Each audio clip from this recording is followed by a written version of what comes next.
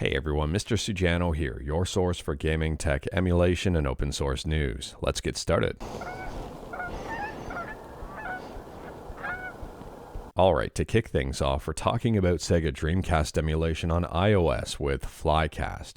And if you're a fan of Flycast on iOS, you're not going to like this news. Flycast on iOS is dead. So Flying Head, who is the main person behind Flycast, made this announcement over on Discord.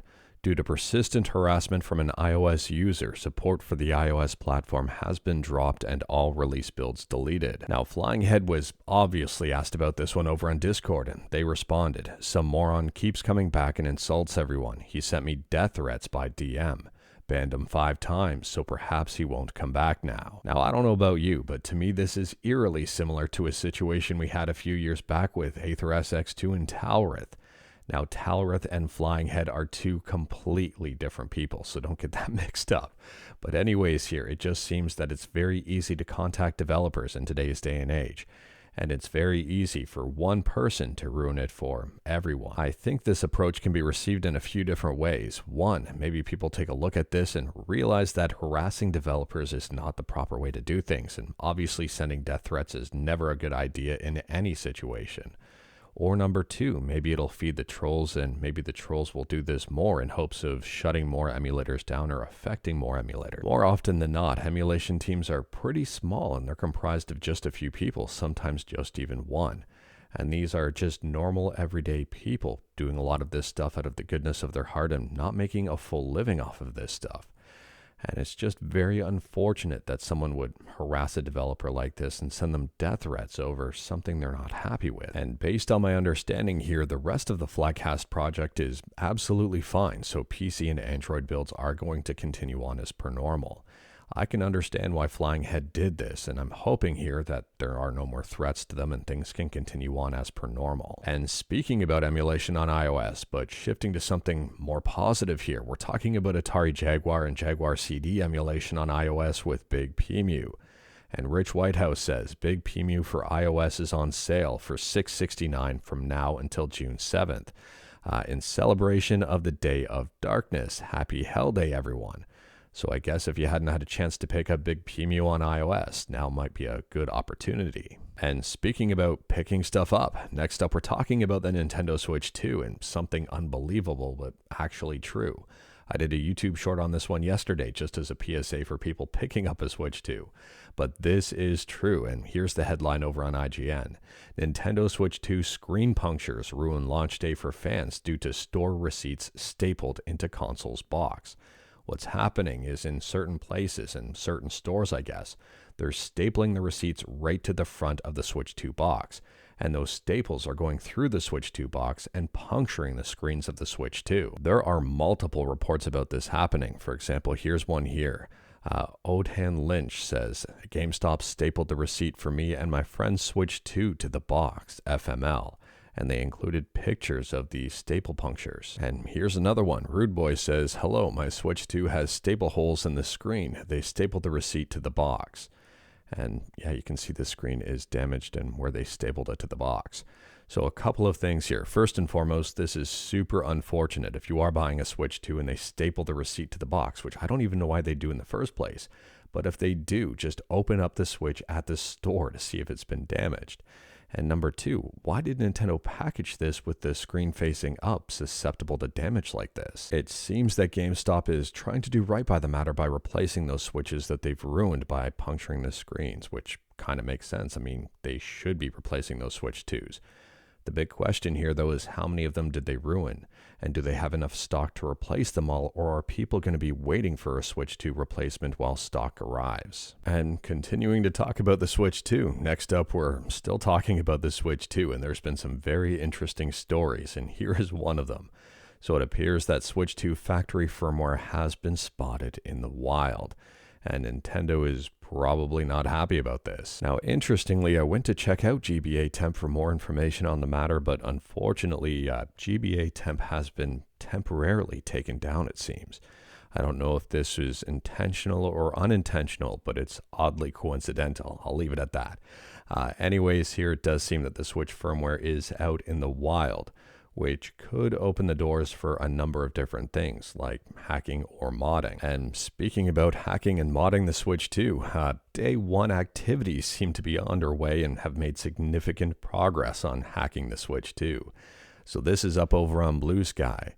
And yeah, it shows the Switch 2 seemingly in the middle of being hacked, or at least early stages of hacking. Now, I couldn't even tell you how many reports and stories I've seen about the Switch 2 being unhackable. I mean, over the last number of months, there have been numerous, and I mean numerous reports about this, and Nintendo spending a lot of effort to make this console unhackable, or as difficult to hack as possible, or making it easy to brick in any attempts of hacking. And it seems now all of that is out the window on day one. And on an interesting side note here, there already seems to be a whole lot of information about how the Switch 2 runs the Switch games, which I'm assuming has been produced as a result of being able to really investigate the inner workings of the Switch 2. Either way here, if you're interested in this and wanted to learn more about anything we're talking about, like everything we talk about, links are in the description below right at the bottom. And continuing to talk about the Switch 2 and Switch 2 hacking, I guess. Next up, we're talking about the Mig Flash, formerly known as the Mig Switch.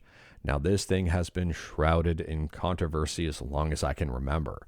And it seems the controversy continues to build for this card. I would say this card is kind of done. So here's the video that Mig Flash posted up on YouTube showcasing that the Mig Flash worked on the Switch 2 and didn't brick the Switch 2. Now, I have not seen any cases of the Mig Flash bricking the Switch 2, but I've seen a lot of cases of the Mig Flash not working on the Switch 2.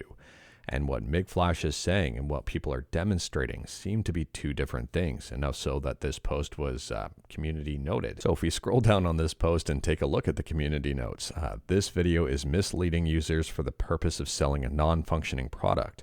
Although the Mig Switch card and game data are detected by the Switch 2, this method is incompatible and the games do not load. This has been tested and verified by several users. So while it seems reports of the Mig Switch bricking the Switch 2 are completely false, at the same time the card does not appear to be actually working on the Switch 2. I'm not sure what's going on in this video here that Mig Flash is showcasing, but based on the videos I've seen of other people, the card is just flat out not working. I don't know what's going on here, but more controversy for the Mig Switch. Let me know your thoughts about this one in the comments below on who you're trusting here. Would you trust the Mig Flash store saying that this thing works on the Switch 2 and showing a video of it, I guess, working on the Switch 2? Or would you trust the users who are posting a lot of videos out there of this thing not working on the Switch 2? Love to hear your thoughts on the matter. Next up, we're switching from Nintendo to Sony and talking about PlayStation Portable emulation with PPSSPP. Now, we talked about this one yesterday because we saw the changelog for version 1.19. At the time of filming, version 1.19 hadn't been released, but now it has. So at the time of filming, version 1.19 is the latest and greatest update, and it is a big update. Now, we talked about all of this stuff in yesterday's video, so I don't feel like going over it again. But if you're seeing this for the first time, there's performance improvements, bug fixes, audio improvements, video improvements, game fixes, and even more. This is a really, really big update. And speaking about updates, next up we're talking about Borderlands 2 and the update to its price over on PC on Steam. It's a temporary update to the price, and the price got a lot cheaper. It's currently on for 100% free, and that is a pretty good deal. Now, if we take a look at the reviews, this thing is being review bombed. So it had a very positive overall review with a whole lot of reviews. And very recently, it's overwhelmingly negative. So based on what I'm seeing here in the reviews, and if you know something different, let me know in the comments below. But it seems that Take-Two may have changed their EULA and is now collecting more personal data than before. This person comments here, or reviews, free to keep spyware. This negative review here says, we were already boycotting Borderlands 4 due to the CEO's remarks about pricing and disregard for customers. Take-Two and 2K Games have updated all their games' terms of service, turning this game as well as all of their other games into literal spyware. And this person here lists out a ton of stuff in their negative review. Important info in the terms of service. Mods are a bannable offense. Display of cheats, exploits is bannable. Forced arbitration clause and a waiver of class action and jury trial rights for all users residing in the United States. and you cannot access game content on a virtual PC, and you can be banned by using a VPN. And taking a look at the actual EULA here from Take-Two over on Steam, I can't tell when this was updated, but they do talk about information collection and usage, and personal data is in there. Now, I'm not going to say that this information is unique or not unique to Take-Two. I mean, I've seen similar language in different EULAs. I think this is the part where people are concerned about. So they talk about collecting personal data here and sharing it with licensors, marketing partners. And I can see that being a point of contention, and maybe there's some other stuff in here as well. So let me know your thoughts about this one in the comments below. Would this deter you from trying out Borderlands 2 if you haven't already? Or would you still pick up Borderlands 2 because it's currently 100% free? And speaking about free, next up we're talking about Wreckfest on Android, and it seems Wreckfest Try and Buy has just been released. So you get to try out the game before this game is costing you anything. If you're interested in this, again, like everything we talk about, links are in the description below right at the bottom. On top of that, Hitman Blood Money Reprisal seems to be also a try and buy. They say here, play the first mission for free. And last up here, we're talking about Nintendo Switch emulation with a relatively new Switch emulator called NxEmu. And NxEmu has just put out a progress report for June 2025. If you're curious about this one, here's the first paragraph. I released the first version of NxEmu about 3 months ago. At the time, it could only run 2048. Since then, I've been working hard to improve it. Where does it stand now 3 months later? It still only runs 2048. Despite all the work, the user experience feels essentially unchanged. So what's actually changed? So it seems as if in 3 months' time, the developer behind this one is working on all of the inner workings of this emulator, the foundations, the UI, and the system loader, and even more here, trying to get this thing up and running and obviously compatible with more games. I'm not going to lie here, I'm very curious to see where NxEmu ends up going and what progress is made in the future. Let me know your thoughts about NxEmu in the comments below. But anyways, that is all I've got for you in this one. Straight to the point, all stuff and no fluff. The legendary one fluff right now is loafed in front of a window just getting some sunshine. We talked about a bunch today. Feel free to discuss anything we talked about in the comments below. If you like this video, leave a like. If you didn't like this video, leave a like. Hit that subscribe button. Check out my other videos. Don't tempt fate. Save your state.